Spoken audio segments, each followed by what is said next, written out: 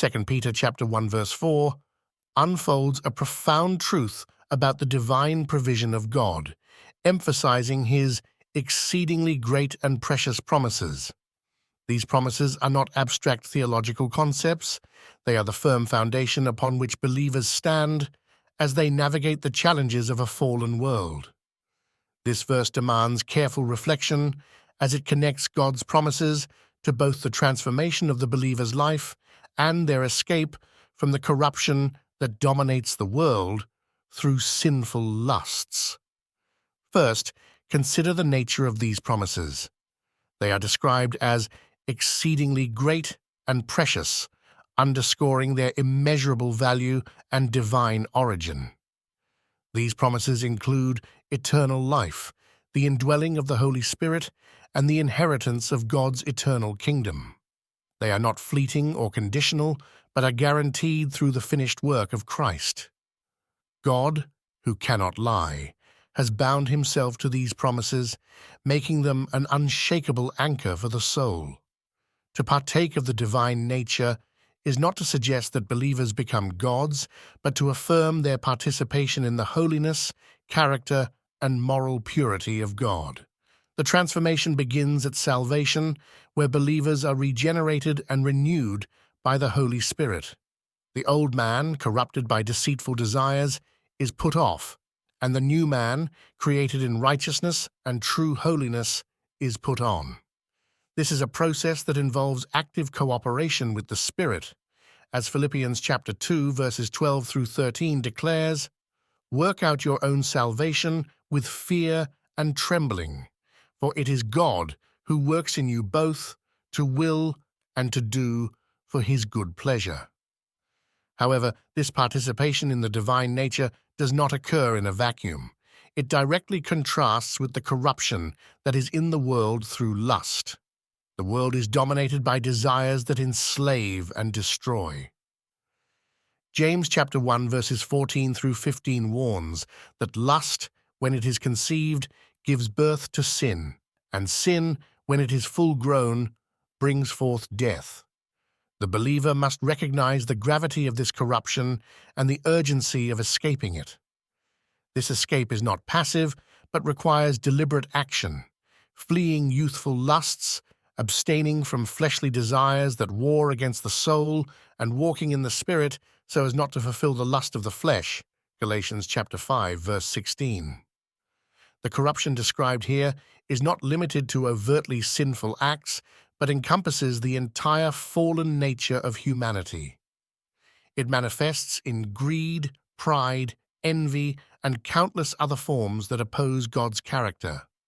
The believer is called to reject these influences entirely, recognizing that to indulge in them is to mock God's grace and to align oneself with the very corruption Christ died to overcome. This passage carries a sobering warning for those who neglect God's promises. To ignore them is to trample on the grace of God and to risk returning to the bondage of sin. 2 Peter chapter 2 verse 22 vividly describes such a person as a dog returning to its vomit or a washed pig returning to the mire. This is a stark reminder of the danger of spiritual apathy and complacency. The grace of God is not a license to sin, but a call to holiness. Those who truly partake in the divine nature will exhibit a transformed life, marked by the fruit of the Spirit and a growing hatred for sin. Moreover, this verse highlights the sufficiency of God's provision. His promises are enough to sustain the believer in every trial, temptation, and struggle. 2 Corinthians chapter 12 verse 9 reminds us that his grace is sufficient and his strength is made perfect in weakness. The world offers fleeting pleasures that cannot satisfy, but God offers eternal joy and freedom from sin's bondage.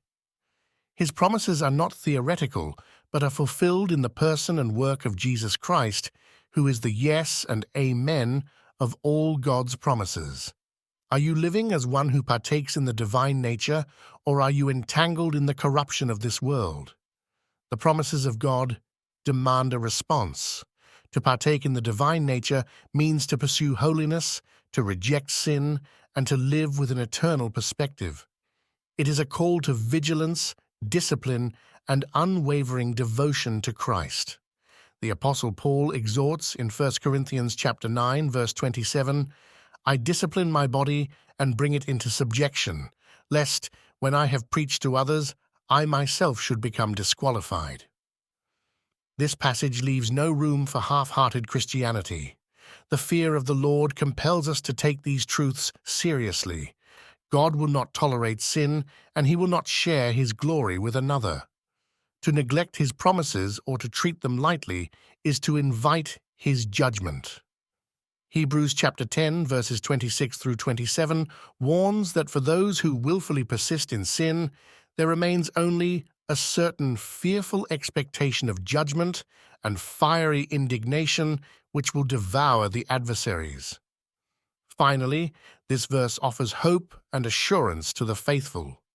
Those who cling to God's promises, who fight the good fight of faith, and who persevere in holiness will experience the fullness of his blessings. The corruption of this world is passing away, but the kingdom of God endures forever.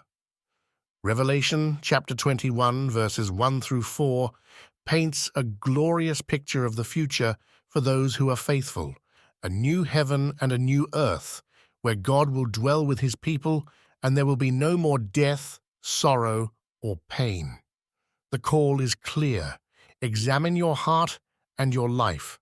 Are you living as one who has escaped the corruption of this world through lust, or are you entangled in its snares? The promises of God are exceedingly great and precious, but they are also a weighty responsibility. To whom much is given, much will be required. Choose this day whom you will serve, for the choices you make now will echo into eternity. Let the fear of the Lord guide your steps, and let his promises fuel your pursuit of holiness.